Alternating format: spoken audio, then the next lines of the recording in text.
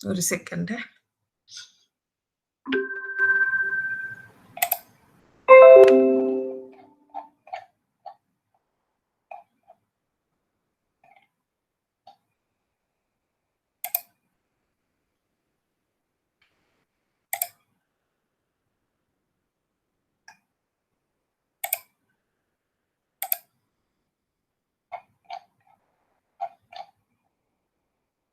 ഇന്നത്തെ നമ്മുടെ topic bioplastics ആയിരുന്നു. ബയോപ്ലാസ്റ്റിക്സ് നമ്മൾ പറഞ്ഞു, they are biodegradable, they are recyclable and non toxic plastics. Usually അത് ഡിറൈവ് ചെയ്തിരിക്കുന്നത് റിന്യൂവബിൾ ആയിട്ടുള്ള റോ മെറ്റീരിയൽസിൽ നിന്നാണ്. റിന്യൂവബിൾ എന്ന് പറയുമ്പോൾ example vegetable fats, oils, then com starch, then P starch, ഇതിൽ നിന്നൊക്കെയാണ്. ദെൻ ബയോപ്ലാസ്റ്റിക്സ് കമ്പോസ് ചെയ്തിരിക്കുന്നത് ഒരുപാട് ഡിഫറെന്റ് മെറ്റീരിയൽസ് ഒരുമിച്ച് ചേർപ്പിച്ചിട്ടാണ്. അപ്പൊ അത് പ്രധാനമായിട്ടും സ്റ്റാർച്ച്, സെല്ലുലോസ്, അതല്ലെങ്കിൽ ഏതെങ്കിലും ബയോപോളിമേഴ്സ്, ഇതൊക്കെയാണ് ബയോപ്ലാസ്റ്റിക്സിന്റെ കമ്പോസ് ചെയ്തിരിക്കുന്ന സബ്സ്റ്റൻസുകൾ. നമ്മൾ പറഞ്ഞു ഏറ്റവും വലിയ advantage, they undergo biodegradation in the environment very faster than fossil fuel plastics. Examples of bioplastics are polyethylene glycol, that is PEG, then polypropylene glycol, PPG, then polyhydroxybutyrate, PHB. In advantage നമ്മൾ പറഞ്ഞു എന്തിനൊക്കെയാണ് use ചെയ്യുന്നത്? They are used for packing materials and insulation. Okay, then bioplastics എന്ന് പറയുന്നത് നമ്മൾ പറഞ്ഞു പൊതുവെ degradable ആണെങ്കിലും degrade ചെയ്യാത്ത ബയോപ്ലാസ്റ്റിക്സുകളും ഉണ്ട്. ഓക്കെ, പിന്നെ നെക്സ്റ്റ് നമ്മുടെ topic bio pesticides and bio fertilizers. നിങ്ങൾ ചെറിയ ക്ലാസ് മുതലേ ഒക്കെ കേൾക്കുന്നതാവും ഈ ബയോ പെസ്റ്റിസൈഡ് എന്നുള്ള വാക്കും ബയോ ഫെർട്ടിലൈസർ എന്നുള്ള വാക്കും ഒക്കെ, അല്ലെ? അപ്പോൾ സാധാരണ കെമിക്കൽ പെസ്റ്റിസൈഡ്സും ഫെർട്ടിലൈസേഴ്സും ആണ് അഗ്രികൾച്ചറിന്റെ പ്രൊഡക്ടിവിറ്റി കൂട്ടാൻ വേണ്ടിയിട്ടും പൊതുവെ യൂസ് ചെയ്യുന്നത്. അപ്പൊ നമുക്കറിയാം നമ്മുടെ ഇന്ത്യയിൽ പോപ്പുലേഷൻ ഇങ്ങനെ കൂടിക്കൊണ്ടിരിക്കുകയാണ്. അപ്പൊ അങ്ങനെ കൂടിക്കൊണ്ടിരിക്കുന്ന അനുസരിച്ച് ഫുഡ് മെറ്റീരിയൽസ് നമുക്ക് വേണം. അപ്പൊ അതുകൊണ്ടാണ് നമ്മൾ അഗ്രികൾച്ചറിന്റെ പ്രൊഡക്ടിവിറ്റി ഇൻക്രീസ് ചെയ്യാൻ വേണ്ടി നമ്മൾ കൂടുതൽ കെമിക്കൽ പെസ്റ്റിസൈഡ്സും ഫെർട്ടിലൈസേഴ്സും ഒക്കെ ഹരിത വിപ്ലവത്തിന്റെ കാലത്ത് ഉപയോഗിച്ചിരുന്നു ഒരുപാട്. പക്ഷെ ഇപ്പം ഹരിത വിപ്ലവം വഴി നമ്മുടെ മണ്ണിന്റെ ടെക്സ്ചറും മണ്ണിന്റെ ക്വാളിറ്റിയും ഒക്കെ നഷ്ടപ്പെട്ടപ്പോൾ നമുക്കത് മനസ്സിലായി. അപ്പൊ അതുകൊണ്ട് തന്നെ നമ്മൾ ഇങ്ങനെയുള്ള കെമിക്കൽ പെസ്റ്റിസൈഡ്സും കെമിക്കൽ ഫെർട്ടിലൈസേഴ്സും ഒക്കെ യൂസ് ചെയ്യുന്നതിന് പകരം നമ്മൾ ബയോ പെസ്റ്റിസൈഡ്സിലേക്കും ബയോ ഫെർട്ടിലൈസേഴ്സിലേക്കും തിരിഞ്ഞിരിക്കുകയാണ്. ഓക്കെ, അപ്പൊ ഈ കെമിക്കൽസ് എന്ന് പറയുന്ന പൊതുവെ വളരെ ട്രെമൻഡസ് ആയിട്ടുള്ള ഹാമാണ് എൻവയോൺമെന്റിന് ചെയ്യുന്നത്. നമ്മുടെ പ്രകൃതിയെ ഭയങ്കര നശിപ്പിക്കുന്ന സാധനമാണ് ഈ കെമിക്കൽ പെസ്റ്റിസൈഡ്സ്. മാത്രമല്ല പല കെമിക്കൽ പെസ്റ്റിസൈഡ്സും ഹ്യൂമൻ ബീയിങ്സിന് ഒരുപാട് ഡിസീസ് ഉണ്ടാക്കുകയും ചെയ്യും. ക്യാൻസർ ഉൾപ്പെടെയുള്ള ഡിസീസ് ഉണ്ടാക്കുകയും ചെയ്യും. അതുകൊണ്ട് തന്നെ നമ്മളിവിടെ ബയോടെക്നോളജിയുടെ ഹെൽപ്പോടുകൂടി എൻവയോൺമെന്റ് ഫ്രണ്ട്ലി ആയിട്ടുള്ള വളരെ സസ്റ്റൈനബിൾ ആയിട്ടുള്ള പ്രകൃതിക്ക് യാതൊരു ദോഷവും വരാത്ത തരത്തിലുള്ള ബയോ പെസ്റ്റിസൈഡ്സും ബയോ ഫെർട്ടിലൈസേഴ്സും ഉണ്ടാക്കിയെടുക്കാൻ പറ്റും. അപ്പോൾ ഇങ്ങനെ ഉണ്ടാക്കിയെടുക്കുന്നതിനുള്ള അഡ്വാൻറ്റേജ് എന്ന് പറയുന്നത് റിസ്ക് ഓഫ് പൊല്യൂഷൻ നമുക്ക് ഒഴിവാക്കാം. ഓക്കെ, അപ്പൊ ഹ്യൂമൻ ഹെൽത്തിലുള്ള പൊല്യൂഷനും ഹ്യൂമൻ ഹെൽത്തിലുള്ള ഡിസീസ് ഉണ്ടാക്കുന്ന ആ ഒരു ഇഫക്റ്റും എൻവയോൺമെന്റിലെ പൊല്യൂഷൻ ഉണ്ടാക്കുന്നതും ഇത് രണ്ടും ഒഴിവാക്കാം എൻവയോൺമെന്റ് ഫ്രണ്ട്ലി ആയിട്ടുള്ള ബയോ പെസ്റ്റിസൈഡ്സും ബയോ ഫെർട്ടിലൈസേഴ്സും യൂസ് ചെയ്യുകയാണെങ്കിൽ. ഓക്കെ, അപ്പൊ അതിൽ ആദ്യത്തെ നമ്മൾ പറയാണ് ബയോ പെസ്റ്റിസൈഡ്സ്. ബയോ പെസ്റ്റിസൈഡ്സ് എന്ന് പറയുമ്പോൾ ലിവിങ് ഓർഗാനിസത്തിനെയാണ് ഇവിടെ യൂസ് ചെയ്യുന്നത്. ഒന്നുകിൽ ലിവിങ് ഓർഗാനിസംസ് അല്ലെങ്കിൽ അതിന്റെ പ്രോഡക്ട്സ് ആണ് യൂസ് ചെയ്യുക. അപ്പൊ ആ ലിവിങ് ഓർഗാനിസത്തിനെയോ അല്ലെങ്കിൽ അതിന്റെ പ്രോഡക്ട്സിനെയോ അഗ്രികൾച്ചറൽ പെസ്റ്റുകൾ ഡിസ്ട്രോയ് ചെയ്യാൻ വേണ്ടി യൂസ് ചെയ്യും. അഗ്രികൾച്ചർ പെസ്റ്റുകൾ എന്ന് പറയുമ്പോൾ വിള നശിപ്പിക്കാൻ വരുന്ന ജീവജാലങ്ങളെയൊക്കെ നശിപ്പിക്കാൻ വേണ്ടി യൂസ് ചെയ്യും. ഇവിടെ നമ്മൾ ലിവിങ് ഓർഗാനിസം എന്ന് പറയുന്നത് പ്രധാനമായിട്ടും viruses, then bacteria, then protozoans, then fungi, then nematode, then mites, pheromones, proteins. ഇത്രയാണ് അതിൽ ലിവിങ് ഓർഗാനിസംസ് ഏതൊക്കെയാണ്? Virus, bacteria, protozoans, fungi, nematodes, mites. പിന്നെ അതുകൂടാതെ നമുക്കറിയാം ലോവർ ഓർഗാനിസത്തിലുള്ള ഹോർമോണുകൾ പോലുള്ള സബ്സ്റ്റൻസുകളുണ്ട്, ഫിറോമോൺസുകൾ. അപ്പൊ ആ ഫിറോമോൺസുകളും ചില പ്രത്യേക പ്രോട്ടീനുകളും നമ്മൾ ബയോ പെസ്റ്റിസൈഡ്സ് ആയിട്ട് യൂസ് ചെയ്യാൻ പറ്റും. ഓക്കെ, അപ്പോൾ നമ്മുടെ ബയോ പെസ്റ്റിസൈഡ്സിന്റെ കോമ്പോസിഷൻ നമ്മൾ നോക്കിക്കഴിഞ്ഞാൽ അവരെ നമുക്ക് പല കാറ്റഗറി ആയിട്ട് തിരിക്കാൻ പറ്റും. അതിൽ ഒരു ഗ്രൂപ്പ് മൈക്രോബിയൽ പെസ്റ്റിസൈഡ്സ് ആണ്, second group biochemical pesticides, third one plant incorporated protectants. അപ്പൊ ഇങ്ങനെ 3 ഗ്രൂപ്പായിട്ടാണ് നമുക്ക് ബയോ പെസ്റ്റിസൈഡ്സിനെ കാറ്റഗറൈസ് ചെയ്യാൻ പറ്റുന്നത്. അപ്പൊ അതിനകത്തുള്ള കോമ്പോസിഷൻ, ഏത് തരം മെറ്റീരിയൽ ആണ് നമ്മൾ യൂസ് ചെയ്തത് അതിനെ ബേസ് ചെയ്തിട്ടാണ്. മൈക്രോബ്സിനെ യൂസ് ചെയ്യുകയാണെങ്കിൽ അത് മൈക്രോബിയൽ പെസ്റ്റിസൈഡ്സ് ആവും. ദെൻ ബയോകെമിക്കൽ സബ്സ്റ്റൻസുകളാണ് യൂസ് ചെയ്യുന്നതെങ്കിൽ അത് ബയോകെമിക്കൽ പെസ്റ്റിസൈഡ്സിന്റെ ഗ്രൂപ്പിൽ പെടുത്താം. ദെൻ പ്ലാന്റ് ഇൻകോർപ്പറേറ്റഡ് ആയിട്ടുള്ള പ്രൊട്ടക്റ്റൻസ് ആണെങ്കിൽ അതിനെ മറ്റൊരു ഗ്രൂപ്പിൽ പെടുത്താം. ഓക്കെ, അതിൽ മൈക്രോബിയൽ പെസ്റ്റിസൈഡ്സ് എന്ന് പറയുമ്പോൾ സാധാരണ നമ്മൾ അതിൽ മൈക്രോബ്സുകളാണ് യൂസ് ചെയ്യുന്നത്. മൈക്രോ ഓർഗാനിസംസ് എന്ന് പറയുമ്പോൾ സാധാരണ നമ്മൾ നേരത്തെ പറഞ്ഞു വൈറസസ്, ബാക്ടീരിയ, ഫംഗൈ, പ്രോട്ടോസോവൻസ്, ഇതൊക്കെയാണ് അതിനകത്തുള്ള ആക്റ്റീവ് ഇൻഗ്രീഡിയന്റ്. അപ്പൊ അതേസമയം അതുപോലെ ഇത് ഏറ്റവും കൂടുതൽ മൈക്രോബ്സുകളെ യൂസ് ചെയ്യുന്നത്, പെസ്റ്റിസൈഡ്സ് ആയിട്ട് യൂസ് ചെയ്യുന്നത് ബാക്ടീരിയം, ഒരു പ്രത്യേക സ്ട്രെയിനുള്ള ചില ബാക്ടീരിയത്തിനെയാണ്. അതിനെ നമ്മൾ ഏറ്റവും പ്രധാനമായിട്ട് യൂസ് ചെയ്യുന്നത് ബാസിലസ് ടൂറിഞ്ചിയൻസിസ് ആണ്. അത് ഓർത്ത് വെക്കുക, ബാസിലസ് ടൂറിഞ്ചിയൻസിസ്. അപ്പൊ ഇത് സാധാരണ ഇത് അടങ്ങിയ ഒരു മിക്സ്ചർ നമ്മൾ യൂസ് ചെയ്യുകയാണെങ്കിൽ വേംസിനെയും ഇൻസെക്ട്സിനെയൊക്കെ നമ്മൾ കൃഷി ഇടത്തിൽ നിന്ന് ഒഴിവാക്കാൻ പറ്റും. ഓക്കെ, പിന്നെ അതുപോലെ തന്നെ ഈ ഒരു ബാസിലസ് ടൂറിഞ്ചിയൻസിസ് ഒരു പ്രത്യേകതരം പ്രോട്ടീൻ പ്രൊഡ്യൂസ് ചെയ്യും. അപ്പൊ ആ പ്രോട്ടീൻ പലപ്പോഴും ലാർവയുടെ ഗട്ടില് റിസപ്റ്റേഴ്സുമായിട്ട് വന്ന് ബൈൻഡ് ചെയ്യും. അപ്പൊ അങ്ങനെ വന്നു കഴിയുമ്പം ഇൻസെക്ട് ലാർവയ്ക്ക് ഫുഡ് കഴിക്കാൻ പറ്റില്ല. അപ്പൊ ഇൻസെക്ട് ലാർവ സ്റ്റാർവ് ചെയ്യും. അപ്പൊ അങ്ങനെ അത് നശിച്ചു പോകും. അപ്പൊ അങ്ങനെയും നമ്മുടെ മൈക്രോബുകൾ ഇൻഡയറക്റ്റ് ആയിട്ട് പെസ്റ്റ് കൺട്രോൾ നടത്തുന്നുണ്ട്. ഓക്കെ, ഇത് ഓർത്ത് വെക്കുക. ഏറ്റവും കൂടുതൽ യൂസ് ചെയ്യുന്ന മൈക്രോബിയൽ പെസ്റ്റിസൈഡ്സ് ബാസിലസ് ടൂറിഞ്ചിയൻസിസ് എന്ന് പറയുന്ന ബാക്ടീരിയമാണ്. അതുപോലെ അവരുടെ മെയിൻ ആയിട്ടുള്ള focus they control worms and insects. പിന്നെ നമ്മൾ പറഞ്ഞു they produces a particular protein and that protein binds the larval gut receptor. അങ്ങനെ വന്നു കഴിയുമ്പോൾ എന്ത് പറ്റും? ഇൻസെക്ട് ലാർവയ്ക്ക് ഭക്ഷണം കഴിക്കാൻ തോന്നില്ല, അവർ സ്റ്റാർവ് ചെയ്യും. അവർ സ്റ്റാർവ് ചെയ്ത് അവസാനം അവർ ചത്തുപോകും. ഓക്കെ, അപ്പൊ അങ്ങനെയാണ് നമ്മുടെ ബാക്ടീരിയമായ ബാസിലസ് ടൂറിഞ്ചിയൻസിസ് ആക്ട് ചെയ്യുന്നത്. അപ്പൊ അത് നല്ലൊരു എക്സലന്റ് ആയിട്ടുള്ള മൈക്രോബിയൽ പെസ്റ്റിസൈഡ് ആണ്. ഇത് ബാസിലസ് ടൂറിഞ്ചിയൻസിന്റെ ചിത്രമാണ്. അതുപോലെ നമുക്ക് ഫംഗൈ യൂസ് ചെയ്യാം. അപ്പൊ ഫംഗൈ പ്രധാനമായിട്ട് റൂട്ട് ഈ വേര് ചീഞ്ഞു പോകുന്ന ഒരു ഡിസീസ് വരും സാധാരണ പൾസ് ക്രോപ്പുകളിലൊക്കെ. അതുപോലെ അതുപോലെ പെട്ടെന്ന് വരുന്ന ഒരു ഡിസീസാണ് വിൽറ്റ് ഡിസീസ്. പെട്ടെന്ന് ഉണങ്ങിപ്പോവും ചെടി. അപ്പൊ ഇങ്ങനെയുള്ള ഈ 2 ഡിസീസുകളെ കൺട്രോൾ ചെയ്യാൻ വേണ്ടിയിട്ടാണ് നമ്മൾ ഫംഗൽ കൺട്രോൾ ആയി യൂസ് ചെയ്യുന്നത്. അത് മൈക്രോ പെസ്റ്റിസൈഡ് ആണ്. ട്രൈക്കോഡെർമയും അതുപോലെ തന്നെ ഗ്ലിയോകാഡിയും.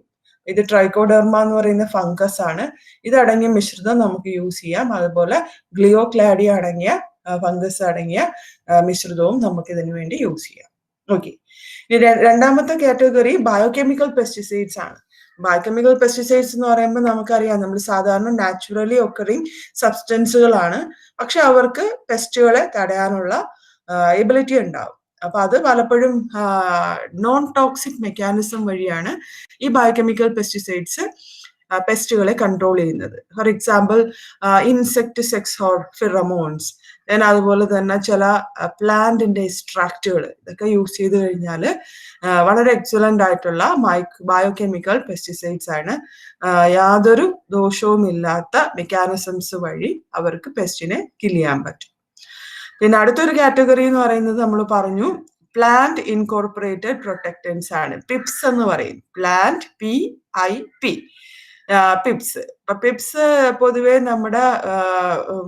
ആളുകൾ യൂസ് ചെയ്യുന്ന പെസ്റ്റിസൈഡൽ സബ്സ്റ്റൻസ് തന്നെയാണ്. ബയോ പെസ്റ്റിസൈഡൽ സബ്സ്റ്റൻസ് ആണ്. അതില് പ്ലാന്റിന് ഒരു എബിലിറ്റി ഉണ്ട്. പ്ലാന്റ്സ് ഏതെങ്കിലും ഒരു ഫോറിൻ ജനറ്റിക് മെറ്റീരിയല് അവരുടെ ബോഡിയിലേക്ക് ഇൻസേർട്ട് ചെയ്ത് കഴിഞ്ഞാൽ അവരുടെ ബോഡിയിൽ ഈ പറഞ്ഞ പ്ലാന്റ് ഇൻകോർപ്പറേറ്റഡ് പ്രൊട്ടക്റ്റൻസ് പ്രൊഡ്യൂസ് ചെയ്യും. അപ്പൊ അതിനെ നമ്മൾ ബയോ കെമിക്കൽ പെസ്റ്റിസൈഡ് ആയിട്ട് നമ്മൾക്ക് യൂസ് ചെയ്യാം. ബയോകെമിക്കൽ എന്ന് പറയുമ്പോൾ നമുക്കറിയാം നമ്മുടെ ലിവിങ് ഓർഗാനിസത്തിന്റെ ബോഡിയിൽ ഉണ്ടായി വരുന്ന കെമിക്കൽ സബ്സ്റ്റൻസുകളാണ്. ഇവിടെ പ്ലാന്റിന്റെ എക്സ്ട്രാക്റ്റുകൾ നമുക്ക് ഇതിനു വേണ്ടി യൂസ് ചെയ്യാം. അപ്പൊ അതിനൊരു എക്സാമ്പിൾ അവർ പറയുന്നുണ്ട്.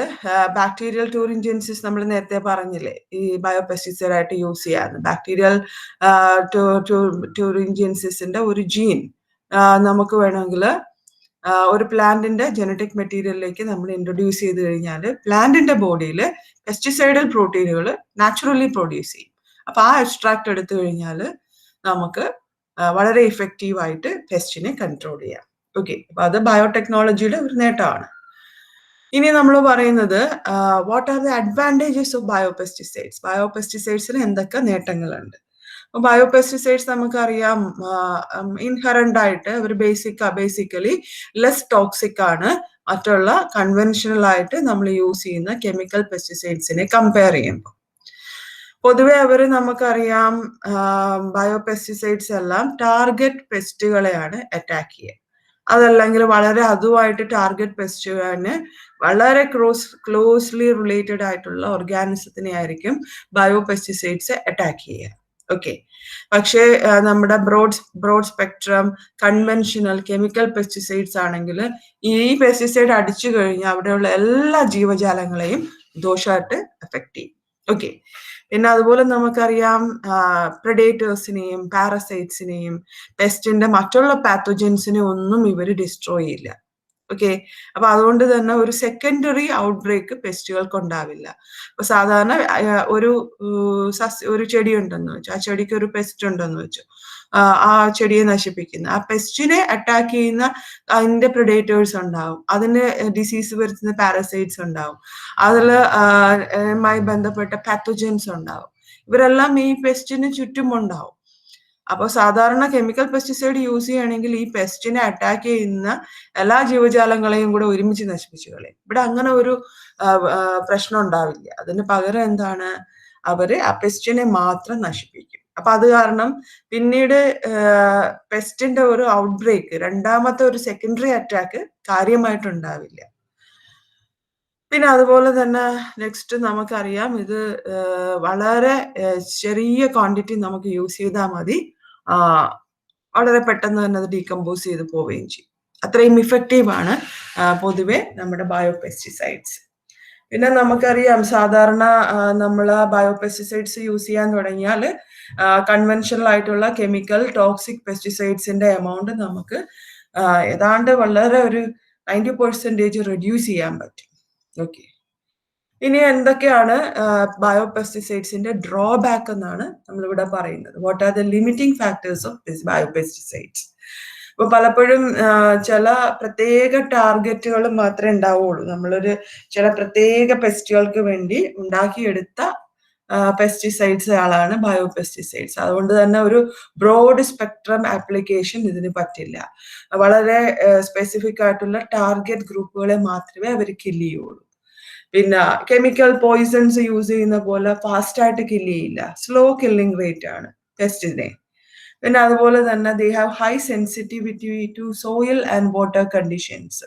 അപ്പൊ അതിന് സ്യൂട്ടബിൾ ആയിട്ടുള്ള സോയിലും വാട്ടർ കണ്ടീഷൻസും ഉണ്ടെങ്കിൽ മാത്രമേ അവരവിടെ ആക്ട് ചെയ്യുള്ളൂ. അതല്ലെങ്കിൽ അവരുടെ ആക്ഷൻ പെർഫോം ചെയ്യാൻ ബുദ്ധിമുട്ട് വരും. അതുകൊണ്ട് തന്നെ ഒരു പെർട്ടിക്കുലർ സോയിലിന് ചേരുന്ന, കഴിഞ്ഞ ക്ലാസ്സിൽ നമ്മൾ പറഞ്ഞു, ഒരു പെർട്ടിക്കുലർ സോയിലിന് ചേരുന്ന, അവിടുത്തെ വാട്ടർ കണ്ടീഷൻസിന് ചേരുന്ന ബയോപെസ്റ്റിസൈഡിനെ വേണം നമുക്ക് യൂസ് ചെയ്യേണ്ടത്. Then low stability. അപ്പൊ സാധാരണ അതിന്റെ ഷെൽഫ് ലൈഫ് വളരെ കുറവാണ്, ഹൈ സ്റ്റോറേജ് നീഡ്സ് ആവശ്യമുണ്ടാവും. സാധാരണ കെമിക്കൽ പെസ്റ്റിസൈഡ്സ് ആണെങ്കിൽ ബോട്ടിൽ ചെയ്താൽ കുറേ വർഷങ്ങൾ ഇരിക്കും. അതിന്റെ ഇഫക്റ്റും ഒരുപാട് നാള് ദോഷകരമായിട്ടുള്ള ഇഫക്റ്റ് പ്രകൃതിയിൽ നീണ്ടു നിൽക്കും. ഇത് അതിന്റെ ഷെൽഫ് ലൈഫ് കുറവാണ്. നമ്മളൊരു കെമിക്കൽ, ഒരു ബയോ പെസ്റ്റിസൈഡ് ഉണ്ടാക്കിയെടുത്താൽ വളരെ പെട്ടെന്ന് തന്നെ നമ്മൾ കൃഷിയിടങ്ങളിൽ ഉപയോഗിച്ച് അതിനെ തീർക്കണം. അതുകൊണ്ട് തന്നെ ഹൈ സ്റ്റോറേജ് എബിലിറ്റിയും കൂടെ വേണം. കൂടുതൽ എമൗണ്ട് സ്റ്റോർ ചെയ്ത് വെച്ചാൽ അത് കൂടുതൽ ഇഫക്റ്റീവായിട്ട് യൂസ് ചെയ്ത് അതിനെ തീർത്ത് കളയാൻ പറ്റും. ഓക്കെ, ഇതൊക്കെയാണ് ബയോപെസ്റ്റിസൈഡ്സിന്റെ ലിമിറ്റിംഗ് ഫാക്ടേഴ്സ്. ഇനി നമ്മൾ പറയുന്നത് ബയോ ഫെർട്ടിലൈസേഴ്സ് ആണ്. അപ്പൊ ബയോ ഫെർട്ടിലൈസേഴ്സ് എന്ന് പറയുന്നത് നമുക്കറിയാം, ഭയങ്കര കണ്ടിന്യൂസ് ആയിട്ട് നമ്മൾ കെമിക്കൽ ഫെർട്ടിലൈസേഴ്സ് ഉപയോഗിച്ചുകൊണ്ടിരുന്നാൽ നമ്മുടെ വാട്ടർ ബോഡീസ് എല്ലാം പൊല്യൂട്ടഡ് ആവും, നമ്മുടെ സോയിൽ ഡിസ്ട്രോയ് ചെയ്യപ്പെടും, സോയിലിനകത്തുള്ള ഏറ്റവും ബെനിഫിഷ്യൽ ആയിട്ടുള്ള മൈക്രോ ഓർഗാനിസംസ് എല്ലാം നശിച്ചു പോകും. വളരെ ബെനിഫിഷ്യൽ ആയിട്ടുള്ള ഇൻസെക്റ്റുകളെല്ലാം നശിച്ചു പോകും. ഓക്കെ, പിന്നെ പതിയെ പതിയെ നമ്മുടെ ആദ്യത്തെ 1, 2, 3 വിളകളൊക്കെ നന്നായിട്ട് കിട്ടുമെങ്കിലും അതിനുശേഷം പതിയെ നമ്മുടെ ക്രോപ്പുകൾ, വിളകളെല്ലാം ഡിസീസുകളൊക്കെ വന്ന് നശിച്ചു പോകും. പിന്നെ അതുപോലെ തന്നെ നമ്മൾ നേരത്തെ പറഞ്ഞു, മണ്ണിന്റെ കെമിക്കൽ കോമ്പോസിഷൻ നോർമൽ ആയിട്ട് മോഡിഫൈ ചെയ്യും. ഓക്കെ, അപ്പോൾ ഒരു സാധാരണ ഇങ്ങനെയുള്ള ബയോ ഫെർട്ടിലൈസേഴ്സ് ലോങ് ടേം ഒരു കാരണവശാലും നമുക്ക് കെമിക്കൽ ഫെർട്ടിലൈസേഴ്സ് ലോങ് ടേം ഒരു കാരണവശാലും യൂസ് ചെയ്യാൻ പറ്റില്ല. അങ്ങനെ ചെയ്തു കഴിഞ്ഞാൽ നമ്മുടെ മണ്ണിന്റെ കോമ്പോസിഷൻ, നാച്ചുറൽ ആയിട്ടുള്ള കെമിക്കൽ കോമ്പോസിഷൻ നഷ്ടപ്പെട്ടിട്ട് കൃഷി ചെയ്യാൻ പറ്റാത്ത ഒരു മണ്ണായിട്ട് അത് മാറും.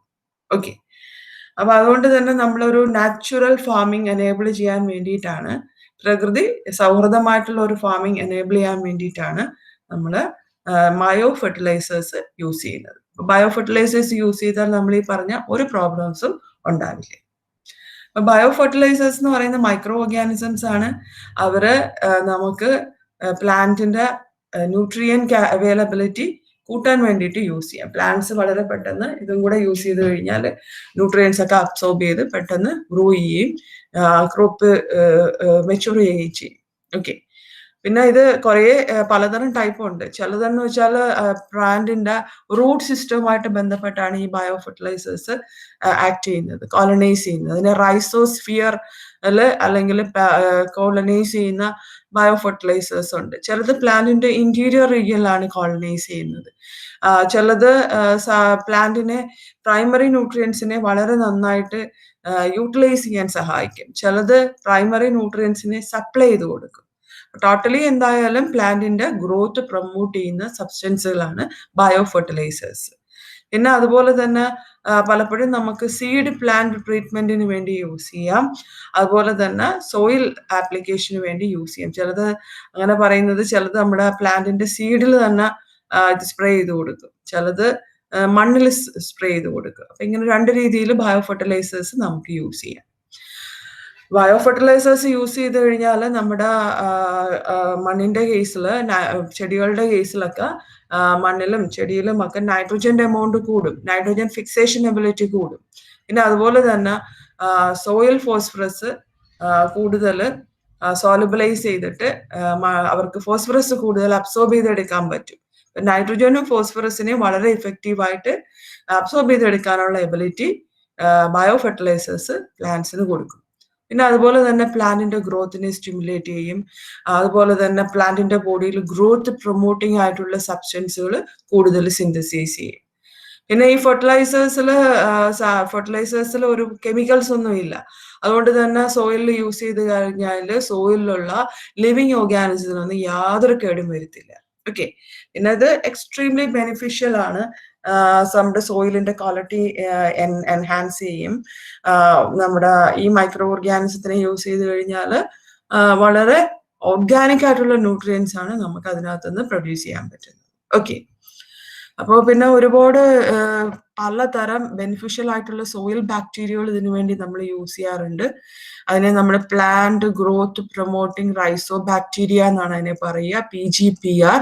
പേര് കേൾക്കുമ്പോൾ തന്നെ അറിയാം, plant growth promoting rhizo bacteria. Rhizo bacteria എന്ന് പറയാൻ കാര്യം അതിന്റെ റൈസോം അല്ലെങ്കിൽ റൂട്ട് സിസ്റ്റവുമായി ബന്ധപ്പെട്ടാണ് ഇവര് കാണുന്നത്. അതുകൊണ്ടാണ് അവരെ നമ്മൾ റൈസോ ബാക്ടീരിയയുടെ ഗ്രൂപ്പിൽ പെടുത്തിയിരിക്കുന്നത്.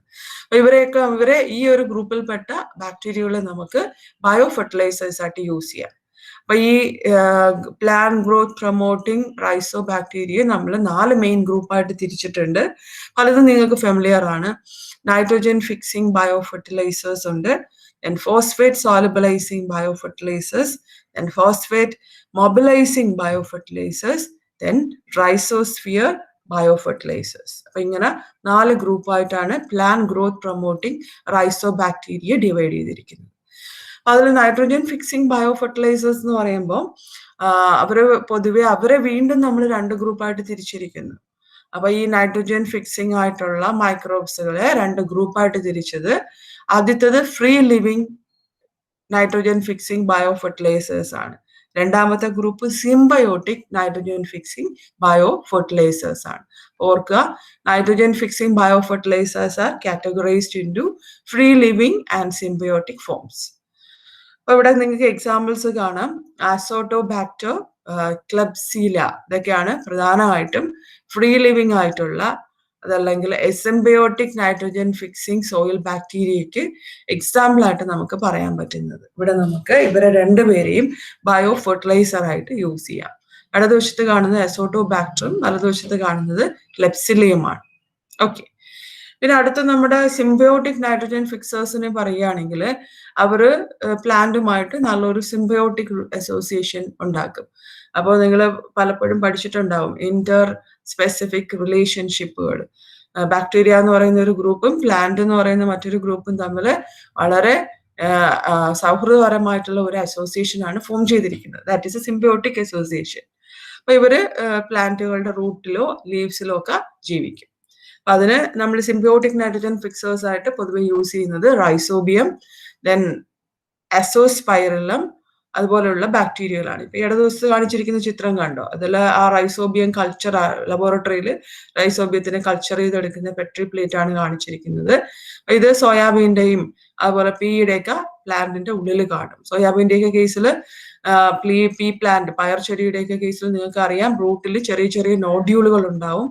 അപ്പൊ ആ നോഡ്യൂളുകളുടെ ഉള്ളിലാണ് ഈ ബാക്ടീരിയ ഉള്ളത്. സിംബയോട്ടിക് നൈട്രോജൻ ഫിക്സേഴ്സ് പ്രധാനമായിട്ടും നമ്മളിവിടെ പറഞ്ഞത് ഇതില് പയർച്ചെടിയിലും സോയാബീന്റെ റൂട്ടിലും ഒക്കെ കാണുന്നത് റൈസോബിയം ആണ്.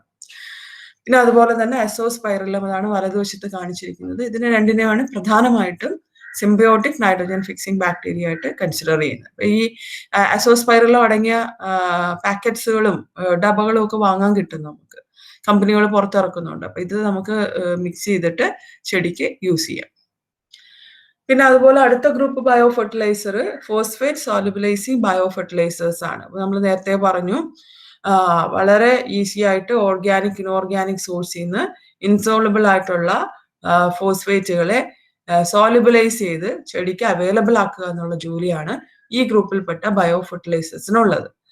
പ്രധാനമായിട്ട് നമ്മൾ യൂസ് ചെയ്യുന്നത് ഒരു ഫംഗസ്, നമ്മൾ നേരത്തെ പറഞ്ഞ ആസ്പർജില്ലസ് എന്ന് പറയുന്ന ഒരു ഫംഗസ് ഉണ്ട്. അതുപോലെ തന്നെ ബാക്ടീരിയയുടെ കേസിൽ സ്യൂഡോമോണസ് ട്രയേറ്റ, ബാസില്ലസ് പോളിമിക്സ, ബാസില്ലസ് മെഗാതീരിയം, ഇതൊക്കെയാണ് പ്രധാനമായിട്ട് ഫോസ്ഫേറ്റ് സോലുബിലൈസിങ് ബയോ ഫെർട്ടിലൈസേഴ്സ് ആയിട്ട് യൂസ് ചെയ്യുന്നത്. അതിൽ ഫോസ്ഫേറ്റ് മൊബിലൈസിങ് ബയോ ഫെർട്ടിലൈസേഴ്സ് ഉണ്ട്. ഫോസ്ഫേറ്റിനെ മൊബിലൈസ് ചെയ്ത് കൊണ്ടുവന്ന് പ്ലാന്റ്സിന് സപ്ലൈ ചെയ്യുന്നവരാണ്. അപ്പൊ അതിന് എക്സാമ്പിൾ മൈക്കോറിസയാണ്. അതിൽ നമ്മൾ നേരത്തെ പറഞ്ഞ ഫോസ്ഫേറ്റ് സോലുബിലൈസിങ് ബയോ ഫെർട്ടിലൈസേഴ്സിന് എക്സാമ്പിൾ ആണ് സ്യൂഡോമോണസ് ട്രയാറ്റ, ബാസില്ലസ് പോളിമിക്സ, ബാസില്ലസ് മെഗാതീരിയം. ഓക്കെ. അടുത്ത ഗ്രൂപ്പ് റൈസോസ്ഫിയർ ബയോ ഫെർട്ടിലൈസേഴ്സ് ആണ്. റൈസോസ്ഫിയർ എന്ന് പറയുമ്പോൾ കേൾക്കുമ്പോൾ തന്നെ നമ്മൾ നേരത്തെ പറഞ്ഞു അവർ റൂട്ട് സിസ്റ്റവുമായി ബന്ധപ്പെട്ടാണ് കാണുന്നത്. അവർ സോയിലെ ന്യൂട്രിയൻസിനെ സോലുബിലൈസ് ചെയ്യും. അവര് വളരെ ഈസി ആയിട്ട് സോയിലെ ന്യൂട്രിയൻസിന് പ്ലാന്റ്സിന് അവൈലബിൾ ആക്കാൻ വേണ്ടിയിട്ട് ഈസി ആയിട്ട് അബ്സോർബ് ചെയ്യാൻ വേണ്ടിയിട്ടുള്ള ഒരു സാഹചര്യം മണ്ണിൽ ഒരുക്കി കൊടുക്കും. ഓക്കെ. അപ്പൊ റൈസോസ്ഫിയർ ബയോ ഫെർട്ടിലൈസേഴ്സിന് എക്സാമ്പിൾസ് ആർത്രോബാക്ടർ, സ്യൂഡോമോണസ്, അഗ്രോബാക്ടീരിയം, ഇത്തരം ബാക്ടീരിയകളാണ് പ്രധാനമായിട്ട് നമ്മൾ പ്ലാന്റിന്റെ റൈസോസ്ഫിയറുമായിട്ട് ഇൻകോർപ്പറേറ്റ് ചെയ്തിട്ട് പ്ലാന്റിന്റെ ഗ്രോത്ത് കൂട്ടാൻ വേണ്ടിയിട്ട് യൂസ് ചെയ്യുന്നത്. ഓക്കെ. പിന്നെ ബയോ ഫെർട്ടിലൈസേഴ്സ് ആയിട്ട് പൊതുവെ നമ്മൾ യൂസ് ചെയ്യുന്നത് ഈ rhizobium, azotobacter, azospirillum, mycorrhizal fungi, then blue green algae. Blue green ആൽഗയിൽ തന്നെ നോസ്റ്റോക്ക്, അനബൈന, എസോള, അങ്ങനെയുള്ള ചെറിയ ബ്ലൂ ഗ്രീൻ ആൽഗെ നിങ്ങൾ ഡയറ്റം എന്ന് പഠിച്ചിട്ടുണ്ടാവും. ഇവരെയൊക്കെയാണ് പ്രധാനമായിട്ട് ക്രോപ്പ് പ്ലാന്റുകളുടെ ഈൽഡ് കൂട്ടാൻ വേണ്ടിയിട്ട് യൂസ് ചെയ്യുക. പിന്നെ അതുപോലെ ഇവരെ നമ്മൾ പലപ്പോഴും ഒരു ഡയറക്റ്റ് ആയിട്ടല്ല യൂസ് ചെയ്യുന്നത്. ഇത് ഈ മൈക്രോ ഓർഗാനിസത്തിനെ ക്യാരി ചെയ്യാൻ വേണ്ടിയിട്ട് ഒരു ഇനോക്കുലം ഉണ്ടാവും, ഒരു മീഡിയം ഉണ്ടാവും. അപ്പൊ ആ കാരിയർ ബേസ്ഡ് ഇനോക്കുലം അല്ലെങ്കിൽ മീഡിയത്തില് മിക്സ് ചെയ്തിട്ടാണ്, അതിന്റെ ഹെൽപ്പോട് കൂടിയിട്ടാണ് നമ്മൾ ഇതിനെ പ്ലാന്റിന്റെ കേസിൽ യൂസ് ചെയ്തിരുന്നത്. നേരത്തെ നമ്മൾ പറഞ്ഞില്ലേ ഇത് റൈസോബിയം ആണ്. റൈസോബിയം നിങ്ങൾക്ക് അറിയാം, പൊതുവെ പയർ ചെടികളുടെ ഒക്കെ റൂട്ട് നോഡ്യൂളുകൾ കാണാം. ആ ഉരുണ്ടുരുണ്ട് കാണുന്നത് നോഡ്യൂളുകളാണ്. റൂട്ടില് പുറത്ത് കാണുന്ന റൗണ്ടഡ് ആയിട്ടുള്ള സ്ട്രക്ചേഴ്സ് ആണ്. അതിന്റെ ഉള്ളിലാണ് ഈ റൈസോബിയം കാണുന്നത്.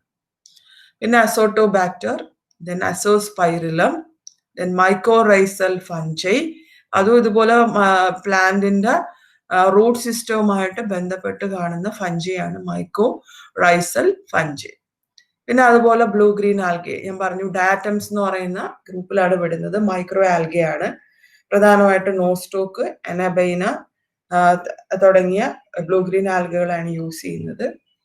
സോളം നിങ്ങൾക്ക് അറിയാം, നമ്മൾ കഴിഞ്ഞ ദിവസവും പറഞ്ഞതാണ്. പിന്നെ ബയോ ഫെർട്ടിലൈസേഴ്സ് നമുക്ക് മാർക്കറ്റിൽ അവൈലബിൾ ആണ്. കുറെ പ്രൈവറ്റ് കമ്പനീസ് ഒക്കെ ഇത് ഉണ്ടാക്കുന്നുണ്ട്. ഫോസ്ഫോമാക്സ് എന്നുള്ള പേരിൽ ഒരു കമ്പനി ഉണ്ട്. ഫോസ്ഫോമാക്സിൽ ബാസിലസ് സ്പീഷീസ് ആണ് അതിനകത്ത് അവർ യൂസ് ചെയ്യുന്നത്. ദെൻ പൊട്ടാസ് എന്ന് പറയുന്ന ഒരു ബയോ ഫെർട്ടിലൈസർ ഉണ്ട്. അതിൽ ഫ്രോട്ടേറിയ ഓറേൻഷ്യ എന്ന് പറയുന്ന ഒരു സ്പീഷീസിനെയാണ് ബാക്ടീരിയ ആയിട്ട് യൂസ് ചെയ്തിരിക്കുന്നത്. ദെൻ നൈട്രോമാക്സ് എന്ന് പറയുന്ന ഒരു ബ്രാൻഡ് നെയിമിൽ അവൈലബിൾ ആയിട്ടുള്ള ഒരു ബയോ ഫെർട്ടിലൈസർ ഉണ്ട്. അതിൽ അസോസ്പൈറിലം, അസോട്ടോബാക്ടർ, റൈസോബിയം ഇതിനെയൊക്കെയാണ് പൊതുവെ നൈട്രോമാക്സിൽ യൂസ് ചെയ്യുന്നത്. ഇത് നമ്മുടെ ഫോസ്ഫോമാക്സ് ആണ്. ഫോസ്ഫോമാക്സ് ടെസ്റ്റിൽ സ്പെല്ലിംഗ് മിസ്റ്റേക്ക് എന്നതുകൊണ്ട് ഫോസ്ഫോമാക്സ് ബാസിലസ് സ്പീഷീസ് ആണ് ഇതിനകത്ത് യൂസ് ചെയ്തിരിക്കുന്നത്. അപ്പൊ അതിനകത്ത് നമ്മൾ നേരത്തെ പറഞ്ഞു ഒരു ബയോ ഫെർട്ടിലൈസർ ആണിത്. ഫോസ്ഫേറ്റ് സോളിബിലൈസിങ് ബാക്ടീരിയ ആയിട്ടുള്ള ബാസിലസ് മെഗാടീരിയം ആണ് കൂടുതലായിട്ട് യൂസ് ചെയ്യുന്നത്. ആ ബാക്ടീരിയയുടെ ഫുൾ നെയിം ബാസിലസ് മെഗാടീരിയം വാർ ഫോസ്ഫാറ്റിക്കം എന്നാണ്. അത് കോട്ടൺ പ്ലസ് എന്നൊക്കെ പറഞ്ഞ പേരില് പരുത്തിച്ചെടിയിലൊക്കെ യൂസ് ചെയ്യാൻ വേണ്ടിയിട്ടുള്ള ബയോ ഫെർട്ടിലൈസേഴ്സ് അവൈലബിൾ ആണ്. പിന്നെ അതുപോലെ പൊട്ടാഷ് നമ്മൾ പറഞ്ഞു, ഫ്രോട്ടേറിയ ഓറേൻഷ്യ എന്ന് പറയുന്ന ബാക്ടീരിയമാണ് അതിനകത്തുള്ളത്. ദെൻ നൈട്രോമാക്സ് എന്നുള്ള പേരിലാണ് ആ കമ്പനി പുറത്തിറക്കുന്നത്. അസോസ്പൈറിലം, അസോട്ടോബാക്ടർ, റൈസോബിയം തുടങ്ങിയ ബാക്ടീരിയകളാണ് അതിനകത്ത് യൂസ് ചെയ്യുന്നത്. ഇനി നമ്മൾ പറയുന്നത്, നമ്മൾ ഇത്ര നേരം ബയോ ഫെർട്ടിലൈസേഴ്സിന്റെ കാര്യം പറഞ്ഞു. What are the advantages of bio fertilisers? Bio ഫെർട്ടിലൈസേഴ്സിന് അഡ്വാൻറ്റേജ് പറയുകയാണെങ്കിൽ ഒന്ന് ഹാംലെസ് ആണ്, ഇക്കോ ഫ്രണ്ട്ലി ആണ്, വളരെ കോസ്റ്റ് ഇഫക്റ്റീവ് ആണ്, റിന്യൂവബിൾ ആണ്. നമുക്ക് വീണ്ടും വീണ്ടും ഉണ്ടാക്കിയെടുക്കാം. മറ്റുള്ള ഫെർട്ടിലൈസേഴ്സ് പോലെ അത്ര കോസ്റ്റ് കുറവാ, ഇത്രയും കോസ്റ്റ് ഇല്ല. ഇക്കോ ഫ്രണ്ട്ലി ആണ്, പ്രകൃതിക്ക് ദോഷമൊന്നും ഉണ്ടാക്കില്ല. പിന്നെ അതുപോലെ തന്നെ സെക്കൻഡ് അഡ്വാൻറ്റേജ് പറയുകയാണെങ്കിൽ ഇംപ്രൂവ് സോയിൽ സ്ട്രക്ചർ, സോയിലിന്റെ ടെക്സ്ചർ ഇംപ്രൂവ് ചെയ്യും, അതിന്റെ പോറോസിറ്റി ഇംപ്രൂവ് ചെയ്യും, വാട്ടർ ഹോൾഡിംഗ് കപ്പാസിറ്റി സോയിലിന്റെ കൂട്ടും. അതുപോലെ തന്നെ സോയിലിന്റെ ഹെൽത്ത് ഇംപ്രൂവ് ചെയ്യും, സോയിലിലെ നാച്ചുറൽ ആയിട്ടുള്ള ന്യൂട്രിയൻ സൈക്ലിങ്ങിന് പ്രൊമോട്ട് ചെയ്യും. അതേസമയം കെമിക്കൽ ഫെർട്ടിലൈസേഴ്സ് ഇതിനെല്ലാം ഇല്ലാണ്ടാക്കും. ഓക്കെ. പിന്നെ അതുപോലെ കെമിക്കൽ ഫെർട്ടിലൈസേഴ്സും യൂസ് ചെയ്ത് കഴിഞ്ഞാൽ നമുക്ക് അഗ്രികൾച്ചർ ഫീൽഡിൽ കൃഷി ആവശ്യങ്ങൾക്ക് കെമിക്കൽ പെസ്റ്റിസൈഡിനെ വളരെ കുറയ്ക്കാൻ പറ്റും. അപ്പോൾ ഹെൽത്തി ആയിട്ടിരിക്കാൻ പറ്റും. പിന്നെ നമുക്കറിയാം ക്രോപ്പ് ഈൽഡ് കൂട്ടും. അതുപോലെ തന്നെ കെമിക്കൽ നൈട്രോജനും ഫോസ്ഫറസും ഒക്കെ യൂസ് ചെയ്ത് ക്രോപ്പ് ഈൽഡ് കുറഞ്ഞു വരുന്ന സിസ്റ്റങ്ങളിലൊക്കെ ബയോ ഫെർട്ടിലൈസേഴ്സ് യൂസ് കഴിഞ്ഞാൽ ക്രോപ്പ് ഈൽഡ് കൂട്ടാൻ പറ്റും. പിന്നെ അതുപോലെ തന്നെ നമുക്ക് പലപ്പോഴും ഡ്രൗട്ടിനെതിരെ പ്രൊട്ടക്ഷൻ കൊടുക്കാൻ പറ്റും. പലപ്പോഴും വെള്ളമില്ലായ്മയും മഴയില്ലായ്മയും വെള്ളത്തിന്റെ അവൈലബിലിറ്റി കുറയുകയൊക്കെ ചെയ്യുന്ന ഏരിയയിൽ ചെടികൾ പെട്ടെന്ന് കരിഞ്ഞു പോകും. അപ്പൊ ഇങ്ങനെയുള്ള ബയോ ഫെർട്ടിലൈസേഴ്സ് ഒക്കെ കൊടുത്തു കഴിഞ്ഞാൽ ഡ്രൗട്ടിനെതിരെ അതിനൊരു നാച്ചുറലി പ്രൊട്ടക്ഷൻ ഉണ്ടാക്കിയെടുക്കാൻ പറ്റും. അതുപോലെ ചില സോയിൽ ബോൺ ആയിട്ടുള്ള ഡിസീസുകൾക്കെതിരെയും പ്രൊട്ടക്ഷൻ ഉണ്ടാക്കിയെടുക്കാൻ പറ്റും. ഓക്കെ, ഇതൊക്കെയാണ് ബയോ ഫെർട്ടിലൈസേഴ്സിന്റെ അഡ്വാൻറ്റേജസ്. ഓക്കെ, ഒരു സെക്കൻഡ് ഇവിടെ ഒന്ന് സ്റ്റോപ്പ് ചെയ്തോട്ടെ.